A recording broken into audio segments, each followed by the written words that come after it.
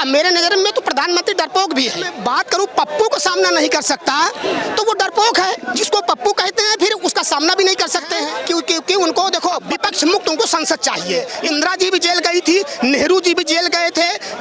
तो ये कांग्रेसियों का तो जेल जाने का ये सिलसिला है। भगवान राम ने जब रावण का सर्वनाश करना था तो पहले अयोध्या गद्दी छोड़ी, उसके बाद सर्वनाश किया। नमस्कार साथियों, आप देख रहे हैं मैं हूं आपके साथ। नफीस तरीके से सदस्यता रद्द हो गई है राहुल गांधी की, उसके बाद से कांग्रेस के अंदर भूचाल आया हुआ है। कई सवाल बीजेपी खड़े कर रही है कि कांग्रेस खत्म होने वाली है, लेकिन उसको लेकर क्या लोग सोच रहे हैं और जो कार्यकर्ता इस वक्त समर्थन दे रहे हैं उनके मन में क्या चल रहा है वो बातचीत करेंगे। सियासत की बात है तो प्रधानमंत्री मोदी तक जाएगी और कांग्रेस अडानी मामले पर सरकार को घेरेगी, ऐसे में सवाल करते हैं। सर, सबसे पहले आपका स्वागत है और नाम क्या है आपका वो बता दीजिए। मेरे नजर में तो प्रधानमंत्री डरपोक भी है, जो कि एक अगर मैं बात करूं पप्पू को सामना नहीं कर सकता तो वो डरपोक है। जिसको पप्पू कहते हैं फिर उसका सामना भी नहीं कर सकते हैं। वो डरपोक इसीलिए हैं क्योंकि उनको देखो तो जो है उनको घर चाहिए, अब विपक्ष मुक्त उनको संसद चाहिए। वो इनकी मतलब लॉजिक बन गई है कि ऐसा चाहिए, लेकिन ऐसा होने वाला नहीं है। अगर वो हमको अंदर नहीं बोलने देंगे तो राहुल गांधी बाहर बोलेंगे। अभी मैंने एक बात स्पष्ट बता दूं कि भगवान राम जो है जब रावण को मारने गए थे, उसका सर्वनाश करने से पहले उन्होंने भी अयोध्या की गद्दी को छोड़ा था। आज चाहे संयोग कह सकते हो चाहे प्रयोग कह सकते हो, और राहुल गांधी ने भी अगर मोदी है तो उन्होंने भी पहले अपना जो है संसद की गद्दी छोड़ दिया है और रोड पर निकल चुके हैं भगवान राम के नक्शे कदम पर। और निश्चित है जैसे भगवान राम ने रावण का सर्वनाश किया था, उसी नक्शे कदम पर राहुल गांधी भी इस सत्ता जैसे अहंकारी का सर्वनाश निश्चित है। 2024 में सर्वनाश निश्चित है। लेकिन जैसे प्रियंका जी कह रही हैं कि मुझ पे मुकदमे दर्ज कर दो, मुझे जेल में डाल दो, मैं सच को सच कहूंगी। अहंकारी राजा का घमंड टूटेगा 2024 में। तो मुकदमा तो राजनेताओं का गहना है, मुकदमा राजनेताओं का गहना है। अगर प्रियंका गांधी पर मुकदमे हो रहे हैं कोई बड़ी बात नहीं है। इंदिरा जी भी जेल गई थी, नेहरू जी भी जेल गए थे। तो ये कांग्रेसियों का तो जेल जाने का ये सिलसिला है। जब ये अंग्रेजों से नहीं डरे थे तो इनसे क्या डरोगे? जो बाहर के गोरे अंग्रेज थे को तो कभी भी लपेट देंगे, कोई बड़ी बात नहीं है। राम राज्य तो बीजेपी बना रही है। हाँ, राम राज्य है ना, सबकी जो है वो जमीनें छीनी जा रही है, जमीनें छीनी जा रही है, किसान परेशान है, जवान परेशान है। भाई राम राज्य तो वो था कि जब जो है एक धोबी ने माता सीता पे आरोप लगा दिया था कि भाई ये उस पे क्या नाम है अपनी धोबन पे आरोप लगा दिया था कि कोई मैं सीता हूँ कि जो आके हमको रख लेंगे। तो भगवान राम ने सुनते ही उसको त्याग कर दिया माँ सीता का। जाने पर क्या कहेंगे आप? सदस्यता जाने पर बता तो दिया मैंने आपको।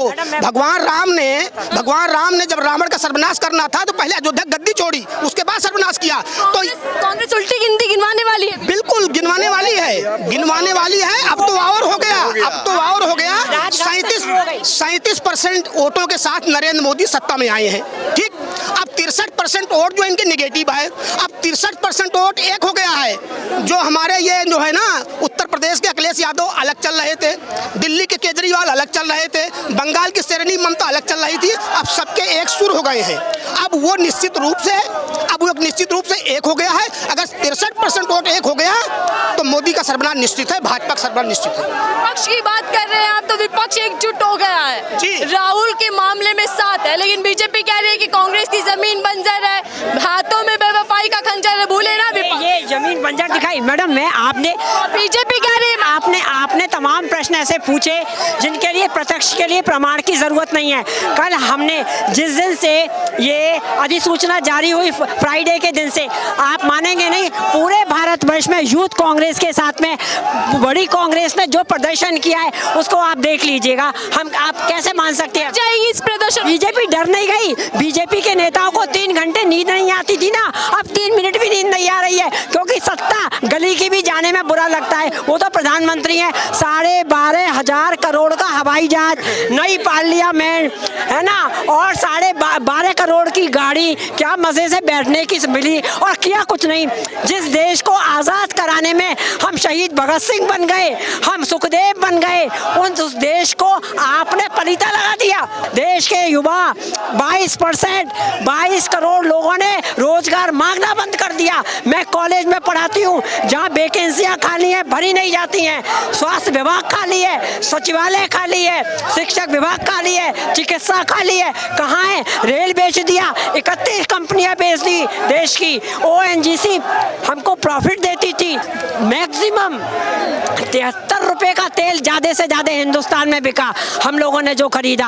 आप 96 रुपए हम आगरा में खरीद रहे हैं। मैडम आप बताइए देश कहाँ पर पहुंच गया। 22 करोड़ लोगों ने रोजगार मांगना बंद कर दिए। ठीक है, GST में आपने हालचाल देख लिए, आपने किस स्थिति में हिंदुस्तान का मजदूर पूरे देश में दौड़ा।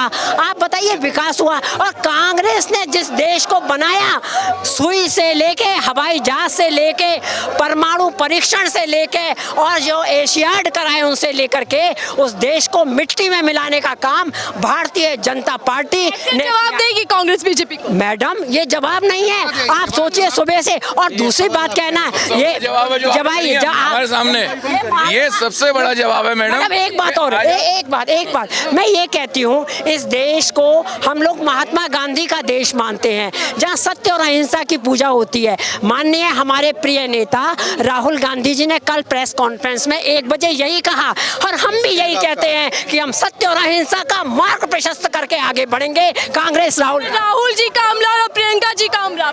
जो हमारे नेता ने कहा, जो मेरे नेता ने कहा वो सत्य है और वही सही है। कायर हैं तो कायर हैं, कायरता का कार्य किया। आप एक चीज देखिए, ताकतवर है प्रधानमंत्री। कहाँ से ताकतवर, क्या बात करते, लाल आंख दिखाने की किसने बात की थी? अरुणाचल में क्या स्थिति है, देश के अंदर क्या स्थिति है, युवा बेरोजगार है, कटोरे हाथ में आ गए हैं, लोगों के समझ में नहीं आ रहा है।